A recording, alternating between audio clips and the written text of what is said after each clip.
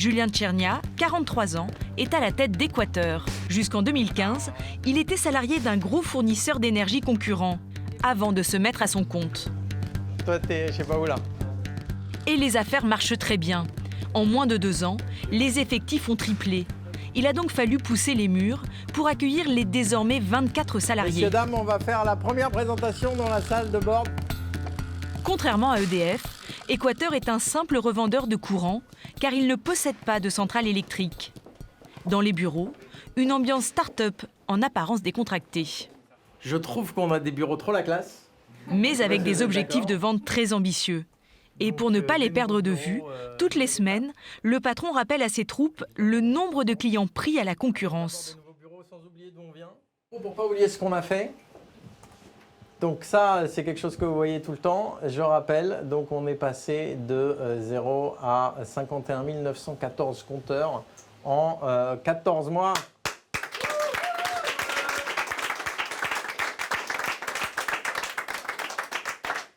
Ça fait de nous la croissance la plus rapide du marché de l'énergie et le 6e fournisseur national. Car son chiffre d'affaires a été multiplié par 100 en un an. Il atteint désormais les 10 millions d'euros. C'est parti, on a du travail aujourd'hui avec Pierre Alban, avec Thomas, et voilà. L'entreprise a beau s'appeler Équateur, elle ne produit pas le moindre kilowattheure. En fait, elle se contente d'acheter de l'électricité. Et ça, c'est le rôle de Thomas, caché derrière ses écrans. Il est trader en énergie. Et a priori, elle va être à combien d'énergie en ce moment si on l'achète pour le dernier trimestre? Alors c'est plutôt pas mal. Là, pour le moment, on est à 47,90 €, sachant que ça... 47,90 € du mégawattheure. En début de mois, on était à plus de 50 €. Son travail consiste à acheter sur une bourse européenne l'électricité du jour au meilleur prix. Explication. C'est une belle tendance de baisse. Chaque jour, les gros fabricants d'électricité, comme le français EDF, l'espagnol Iberdrola ou encore le suisse Axpo, mettent en vente de l'électricité sur une bourse européenne.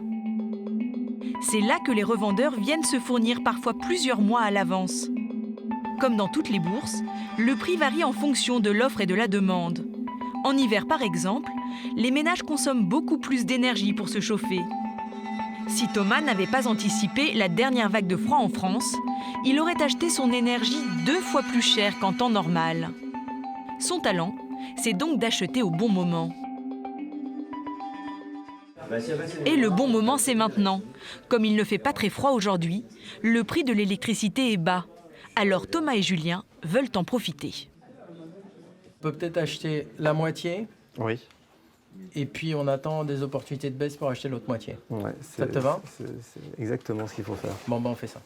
Thomas appelle son principal fournisseur en Suisse pour lui passer commande. T'as un Miro Axo France? Oui, bonjour Tristan, Thomas Colony d'Équateur. Et comme Équateur est l'un de ses bons clients, il va tenter de faire baisser le prix. Faire 48. 48? Ouais. D'accord, ça va être un peu haut pour moi. Est-ce que tu peux me travailler sur 47,80? Le patron est fier de son poulain. Un ordre. 47,80, c'est en dessous du bid en fait. Donc là, ça va être chaud, 47,80. C'est bidé, 47,80. 47,80, il l'aura jamais, il tente quand même, j'aime bien. C'est très très combatif. Quand il dit 47,80, en fait, c'est juste pas possible. Et d'ailleurs, il l'a compris. Ok, deal done. C'est fait. Merci. Contre toute attente, le trader a obtenu 47,80 €, soit un rabais de 10 centimes par mégawattheure, un bon prix aujourd'hui. Mais demain, les tarifs peuvent s'envoler.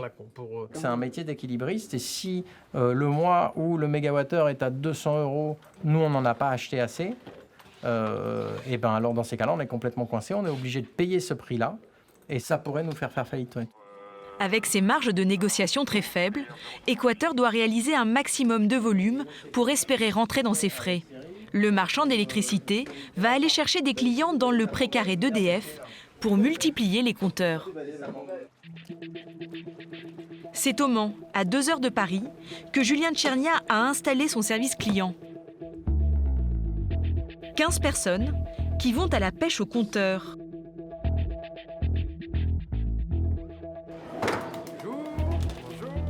Tous les mois, le patron forme ses commerciaux aux dernières méthodes de vente.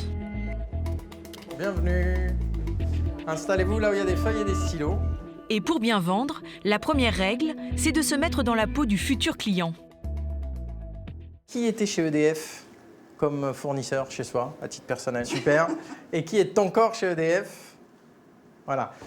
Mais vous savez qu'il y a la même chose ailleurs, la même qualité de service. Vous l'expliquez tous les jours aux clients et vous n'avez pas fait la démarche. Comme Séverine, la conseillère client, 85% des Français n'ont pas changé leurs habitudes. Car quitter EDF, c'est un peu comme abandonner son mari après 20 ans de mariage. On a peur du changement, on a peur de ce qui va se passer, on a peur de tous les papiers, les documents qu'il va falloir remplir. Ce qui est intéressant, c'est que personne quitte EDF, c'est très très difficile, et pourtant personne ne sait combien ils payent. Pour faire divorcer les Français de leurs fournisseurs historiques, Julien Tchernia emprunte une technique aux médecins, celle qu'ils utilisent pour faire accepter une terrible nouvelle à un patient. Céline, vous avez une maladie mortelle et il vous reste 6 mois à vivre. Et donc la question, c'est comment est-ce que je vais vous faire accepter ça pour que ces 6 mois, vous les passiez le mieux possible. Cette technique, c'est celle de la courbe de deuil dont il a fait un outil de vente. Du déni à l'acceptation, en passant par la dépression, voilà selon lui les émotions que vont traverser les clients d'Équateur pour accepter de changer. Et donc le déni, c'est la première étape, avec des phrases du genre « si vous êtes des gros malins, faites-moi 50% de réduction ». Et là, la réaction suivante, je l'ai entendue tout à l'heure, c'est la colère. Fin du service public, vous êtes des fossoyeurs du service public, on ne vous l'a jamais dit. Après, on va voir comment on l'affronte. Et faire passer à l'étape suivante, qui est la tristesse, puis la peur. Une fois que vous avez amené le client dans la peur, vous avez gagné. C'est parti, go, go, go! Après la théorie, la pratique. Les commerciaux d'Équateur vont démarcher 2500 personnes qui ignorent l'existence de ce petit nouveau du marché. Julien Tchernia a déboursé 60 centimes d'euros pour chaque client de ce fichier. C'est parti pour les montagnes russes des émotions. Je suis à l'EDF, je ne veux pas changer, je vous dis tout de suite. D'abord le déni. Si on supprime les centrales nucléaires, on s'éclairera à la bougie. Cette vision apocalyptique n'arrivera pas, parce qu'il y a deux... Là, vous commettez une erreur monstrueuse. Puis la colère. Tu continues. Ça que c'est mis ailleurs pas contente, je change. Après ailleurs encore pas contente. Non. Les choses à changer continuellement, j'aime pas ça. La peur. Et finalement...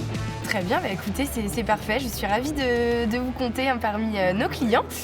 Seul un client d'EDF sur les 120 appelés aujourd'hui a rejoint les rangs d'Équateur. Un travail de fourmi. Yes! Super! Voilà. Julien tente de faire illusion malgré ce maigre butin. Il y a beaucoup de gens qui sont intéressés mais qui ne veulent pas conclure tout de suite.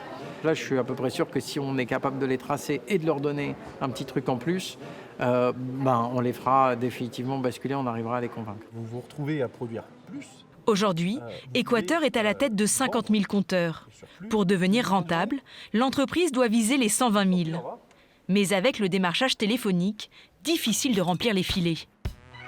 Alors, pour pêcher les clients par milliers, Julien Tchernia et Pierre Alban, son commercial, vont employer les grands moyens. Ils ont rendez-vous dans une société qui peut leur apporter des milliers de compteurs d'un seul coup de filet. Là, on va chez notre partenaire historique qui organise un des plus gros achats groupés de ce début d'année. Et donc, c'est quelque chose de très important pour nous. On va tout faire pour gagner. Bonjour. Entrez.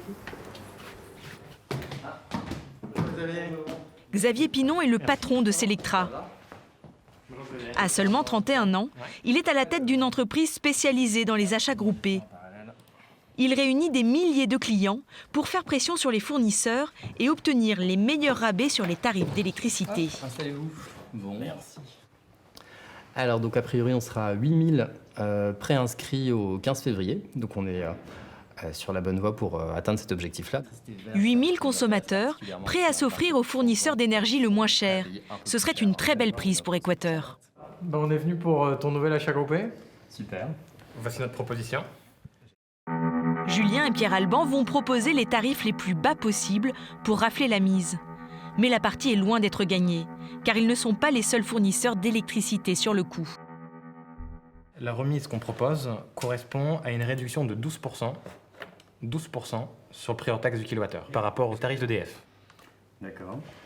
Alors, C'est pas mal. Xavier va leur mettre la pression. C'est pas mal, mais est-ce qu'on pourrait pas aller un tout petit peu plus loin? Et il est assez probable que des concurrents se soient positionnés mieux que cette offre à 12%. Ouais. Xavier Pinon est en position de force. Il veut obtenir un maximum de rabais pour ses clients. Un achat groupé, ça se joue sur le prix. Nous, nos préinscrits vont pas venir si on leur propose du moins 5% pour leur faire économiser 35 € sur leur facture, ça les intéresse pas. Donc on a besoin de plus grosses remises. Et oui, on fait effectivement, on met de la pression sur les marges des fournisseurs d'énergie. Au final, Équateur remportera l'achat groupé. Pour cela, il a baissé son prix de moins 12 à moins 15%. Xavier, bonne fin de journée. À bientôt. Au revoir Xavier. Salut Pierre, à bientôt. Mais avec cette grosse réduction et la commission qu'il devra payer à son apporteur d'affaires, ses nouveaux clients lui coûteront 100 000 €. Charge à lui de les fidéliser pour qu'ils deviennent rentables au bout de 2 ans.